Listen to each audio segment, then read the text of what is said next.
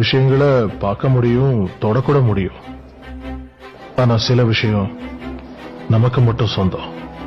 அதை யாராலையும் எப்பவும் பறிக்கவே முடியாது. நாம வாடுறதுக்கு காரணமே அதான். அதான் என்னன்னு கேக்குறேன். நம்பிக்கை. நீ சொல்ற நம்பிக்கை ஆபத்தான விஷயம். நம்பிக்கை என்ற கனவு உலகத்தில் நீ வாழ்ந்துகிட்டு இருக்க ஆண்டி. இது நிஜ வாழ்க்கைக்கு உதவாது.